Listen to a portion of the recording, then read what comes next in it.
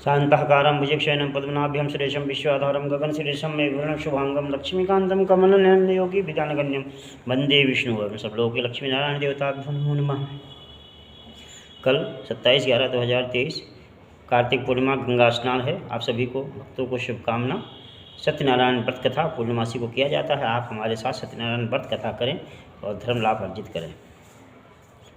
एक समय नेमी सारण तीर्थ में सौनकादि 88,000 ऋषियों ने श्री सूत जी से पूछा, प्रभु इस कलयुग में वेद विद्या रहित मनुष्यों को प्रभु भक्ति किस प्रकार मिलेगी, उनका उद्धार कैसे होगा। हे मुनि श्रेष्ठ, कोई ऐसा तप कहिए जिससे थोड़े समय पूर्ण प्राप्त हो तथा मन वांछित फल मिले। ये कथा सुनने की हमारी इच्छा है। सर्वशास्त्र ज्ञाता सूत जी बोले, वैष्णव पूजा आप सबने प्राणियों के हित की बात पूछी है। अब मैं उस श्रेष्ठ व्रत को आप लोगों को कहूँगा जिस व्रत को नारद जी ने लक्ष्मी नारायण जी से पूछा था। श्री लक्ष्मीपति ने मुनि नारद जी से कहा था, जो ध्यान से सुनो। प्रथमोध्याय। एक समय योगीराज नारद जी दूसरों को हित की इच्छा से अनेकों लोक में घूमते हुए मृत्यु लोक में आ पहुँचे। यहाँ अनेक योनियों में जन्मे प्राय सभी मनुष्यों को अपने कर्मों द्वारा दुखों से पीड़ित देखकर सोचा, किस यत्न करने से निश्चय ही मानव के दुख नाश हो सकेगा। ऐसा सोचकर विष्णु लोक हो गए। वहाँ श्वेत वर्ण 4 भुजाओं वाले देव के इस नारायण,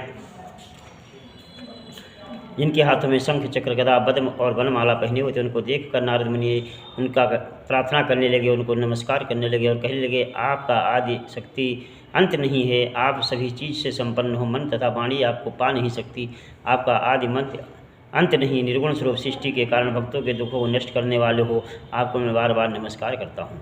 नारद जी की इस प्रकार स्तुति सुनकर विष्णु भगवान बोले, हे मुनिश्रेष्ठ, आपके मन में क्या है, आपका किस लिए का आगमन हुआ है, निसंकोच कहो। तब नारद मुनि बोले, मृत्यु लोक में जो मनुष्य अनेकों योनियों में पैदा हुए हैं, अपने कर्मों द्वारा दुखी हो रहे हैं, उनके दुख कैसे दूर हो सकें, ऐसा कोई उपाय बताइए। हे नाथ, मुझ पर दया रखते हुए ये सब मनुष्यों के दुख हरने वाला कोई प्रयत्न बताइए, जो थोड़ा प्रयत्न किया जाए दूर हो जाए। श्री भगवान बोले, हे नारद, मनुष्यों की भलाई के लिए तुमने बहुत अच्छी बात पूछी है। जिस काम के करने से मनुष्य मोह से छूट जाता है, वो मैं कहता हूँ, सुनो। बहुत पूर्ण देने वाला स्वर्ग एवं मृत्युलोक दोनों में दुर्लभ एक उत्तम व्रत है सत्यनारायण का। आज प्रेमवश होकर तुमसे कहता हूँ। श्री सत्यनारायण भगवान का व्रत अच्छी तरह विधान पूर्वक करके मनुष्य तुरंत सुख भोग कर वैकुंठ धाम को जाता है और मोक्ष को प्राप्त होता है।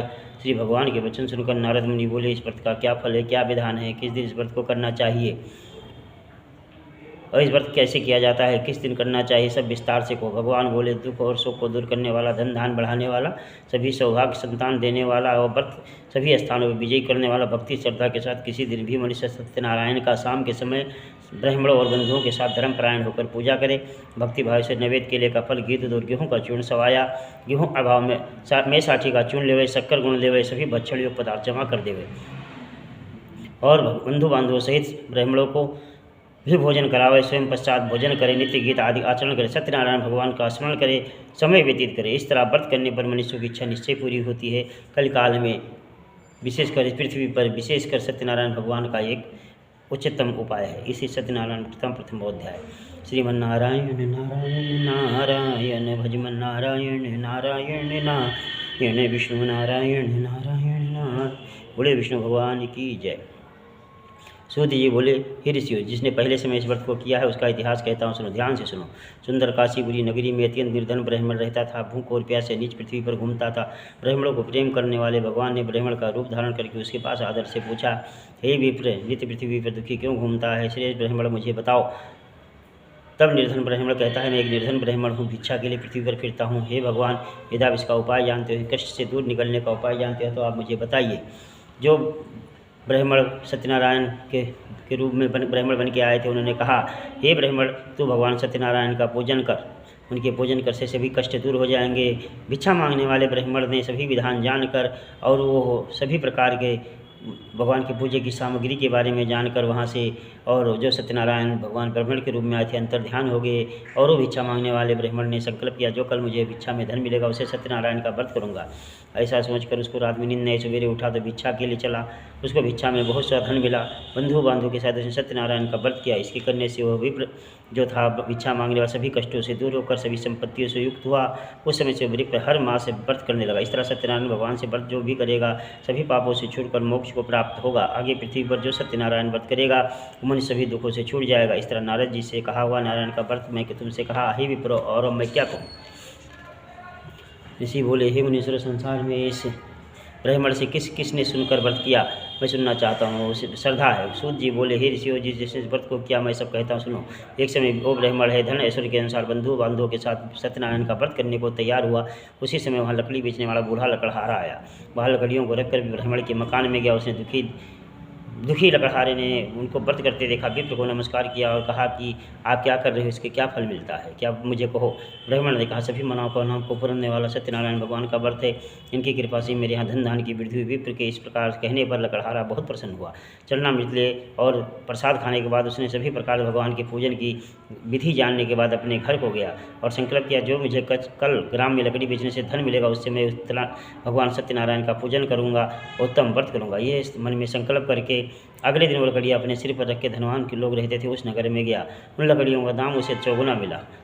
दाम मिलने के बाद लकड़हारा ने सभी प्रकार केले, शक्कर, घी, दूध, गेहूँ, चूर्ण का इत्यादि सत्यनारायण भगवान की सामग्री इकट्ठा किया और सब उसने इकट्ठा करने के बाद में अपने बंधु बांधवों के साथ बुलाकर उसने भगवान सत्यनारायण का पूजन किया।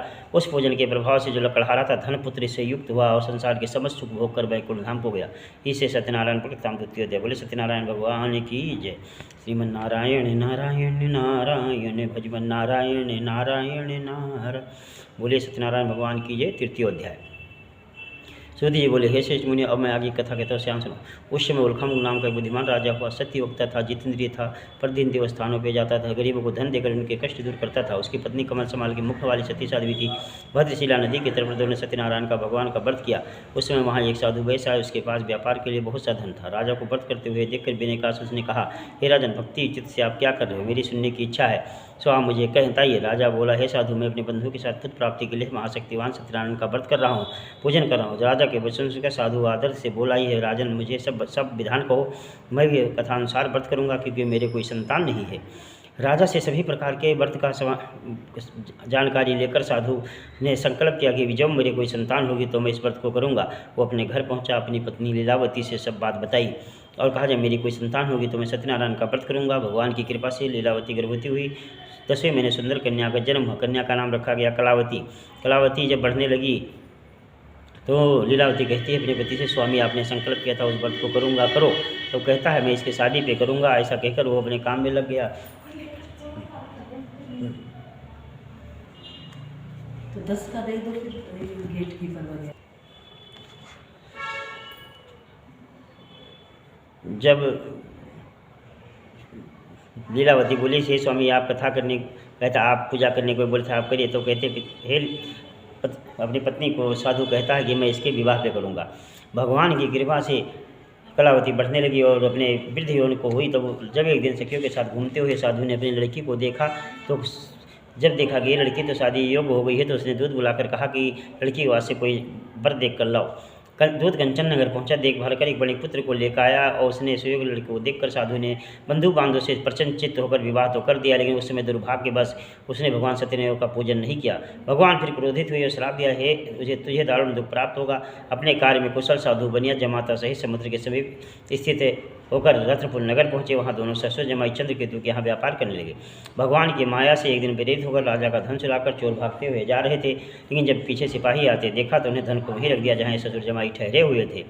जब ससुर जमाई के पास धन रखा तो चोर को समझकर इन दोनों को बांध कर ले गए। राजा के समय इनको पेश किया और कहे, मैंने 2 चोर पकड़ कर लाए हैं। राजा ने इनको कारावास में डलवा दिया, इनका जितना धन लिया था सब छिनवा लिया। इसी श्राप द्वारा घर पे पत्नी भी दुखी हुई, घर का जितना सामान था सब चोर उठा कर ले गए और शारीरिक मानसिक पीड़ा से घूमती हुई लीलावती जो कलावती थी लड़की, वो एक ब्राह्मण के घर गई। वहाँ उसने सत्यदेव का पूजन देखा, प्रसाद ग्रहण किया, शाम को घर आई।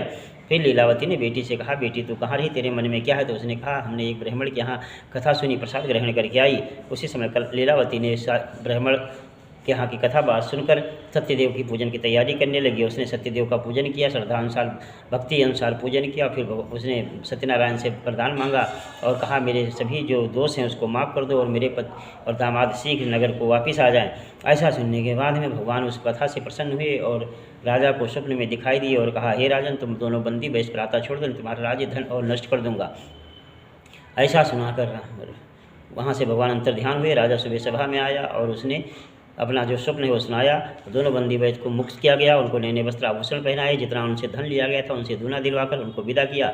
और राजा ने कहा अब तुम्हें कोई भय नहीं, ये भावी बस तुम्हें दुख मिला है। ऐसा कहकर राजा उनको जब वहाँ से विदा किया तो दोनों वैश्य थे वो अपने घर को चल दिए। इसी सत्यनारायण प्रथम तृतीय अध्याय। बोले सत्यनारायण भगवान की जय। सूत जी बोले वैश्य ने जब मंगलाचार करके आश्रम किया, अपने घर को चला। थोड़ी दूर निकलने पर दंडी वेशधारी सत्यनारायण से उसे पूछा, हे साधु तेरी नाव में क्या है? मानी बड़ी खस्ता हुआ बोला, दंडी आप क्यों पूछ रहे हो? धल्ले की इच्छा है, मेरी नाव में बेल तथा पत्ते भरे बने। कठोर वचन सुनकर भगवान ने कहा तुम्हारा वचन सत्य हो। कठोर वचन सुनकर सत्यनारायण भगवान का वचन सो दंडी ऐसा कहकर वहाँ से चले गए। दंडी के जाने के बाद जब वैश्य ने नित्य क्रिया किया, नित्य करने के बाद अपना नाव ऊँची उठी देखा तो अचंभा किया। वहाँ देखा तो बेल पत्ते बड़े, मूर्छित होकर गिर गया। तो उसका दामाद बोला आप शोक न करिए, दंडी का श्राप, उनके शरण में चलना चाहिए तभी हमारी मनोकामना पूरी होगी। जब दोनों दंडी के पास पहुँचे उनको नमस्कार किया और बोले कि मैंने जो आपके सत्य वचन कहे थे उसको आप क्षमा करें, मेरे नाव का में जो धन है उसको परिपूर्ण कर दें। दंडी बोले कि तुम मेरे पूजा से बार बार विमुख हो रहा है इसलिए तेरे को कष्ट मिल रहा है। तब साधु कहता है आपके महिमा को ब्रह्मा देवता भी नहीं जान सकते तो मैं कैसे जान सकता हूँ। आप प्रसन्न हुई, सामर्थ्य के अनुसार मैं आपकी पूजा करूँ, मेरी रक्षा करो, पहले के समान मेरी नौका में धन भर दो। भगवान प्रसन्न हुए और उसको वरदान देकर वहाँ से अंतर्ध्यान हो गए। उसकी 6 साल अंतर्ध्यान हुए तब उन्होंने नाव देखा धन तो परिपूर्ण है। फिर उन्हें सत्यदेव का पूजन किया। साथियों से नगर पहुँचा तो दूध को घर भेजा। दूध घर जाकर इन्होंने नमस्कार किया। साधु ने अपने दामाद सहित नगर के समीप आ गए और ऐसे वचन सुनकर साधु की स्त्री बड़े हर्ष के साथ सत्यनारायण का पूजन कर रही थी। पुत्री से कहा मैं अपने पति के दर्शन को जाती तो कार्य पूर्ण करके आना। माता के ऐसे वचन सुनकर कलावती प्रसाद छोड़ कर गई। इससे पति उसका प्रसाद की अवज्ञा कारण सत्यनारायण भगवान रुष्ट हुए और उसके पति को नाव सहित पानी में डुबो दिया। कलावती अपने पति को देख कर न देखी तो उसने रोते हुए जमीन पर गिर गई। इस तरह नौका डूबा देख कन्या के को रोता देख साधु दुखी हुआ और बोला मेरे परिवार से जो कुछ भूल हुई है उसे क्षमा करो। उसके दीन वचन सुनकर श्री सत्यनारायण भगवान प्रसन्न हुए और आकाशवाणी हुई, हे साधु तेरी कन्या मेरे प्रभु को छोड़कर आई इसलिए इसका पति अधिष्ठ हुआ है। यदि घर जाकर प्रसाद खा के लौटे तो पति अवश्य मिलेगा। ऐसी आकाशवाणी सुन कलावती घर पर पहुंचकर प्रसाद खाई, फिर आकर अपने पति के दर्शन किए। तत्पश्चात साधु ने बंधु बांधव से सत्यनारायण भगवान का विधिपूर्वक पूजन किया। इस सभी सुख भोग कर अंत समय स्वर्गलोक हो गया। इसी सत्यनारायण प्रथम चतुर्थोध्याय बोले सत्यनारायण भगवान की जय। श्रीमन्नारायण नारायण नारायण भजमन नारायण नारायण नारायण। श्री पंचमोध्याय। सूत जी बोले हे ऋषियों मैं और कथा कहता हूँ सुनो। प्रजापालन नील तुम ध्वज नाम का राजा हुआ, उसने भी भगवान का प्रसाद पाकर बहुत दुख पाया। एक समय वन में जाकर वन्य पशुओं को मारकर बढ़ के वेज के नीचे आया। वहाँ बगलों को समीप जब गया तो देखा वहाँ सत्यनारायण का भगवान पूजन कर रहे थे और कथा कर रहे थे, प्रसाद वितरण कर रहे थे। लेकिन राजा ने उनको नमस्कार किया ना उनको। ग्वालों ने जब उनके सामने प्रसाद रखा तो प्रसाद को त्याग कर अपनी सुंदर नगरी को गया, वहाँ सब कुछ नष्ट पाया। भगवान की माया समझकर वो फिर दोबारा ग्वालों के समीप आए। राजा ने विधिपूर्वक भगवान का पूजन किया, प्रसाद ग्रहण किया, अपने नगर को गया तो उसका नगर जैसे था वैसे हो गया। दीर्घ काल तक सुख होकर अंत समय तक लोक हो गया। जो इस सत्यनारायण व्रत को करेगा, दुर्लभ व्रत है जो भी करेगा, भगवान की कृपा से धन दान की प्राप्ति हो, निर्धन नहीं होता, बंदी बंधन से मुक्त और निर्भय हो जाता, संतानहीनों को संतान प्राप्त हो, मनोरथ अंत से वकुल धाम को जाता है। यह पहले इस व्रत को किया, उसके दूसरे जन्म की कथा कहता सुनो। सतानंद ब्राह्मण सुदामा का जन्म लेकर मोक्ष को पाया। उल्खामुंग नाम का राजा दशरथ होकर वैकुंठ धाम को पाया। साधु नाम के वैश्य ने मोरध्वज बनकर अपने पुत्र को आरे से चीर कर मोक्ष को प्राप्त किया। महाराज तुंगध्वज ने स्वयंभू होकर भगवान से भक्ति को मोक्ष प्राप्त किया। इसी सत्यनारायण प्रथम पंचमोध्याय बोली सत्यनारायण भगवान की जय। श्रीमन नारायण नारायण नारायण भजमन नारायण नारायण नारायण लक्ष्मी नारायण नारायण नारायण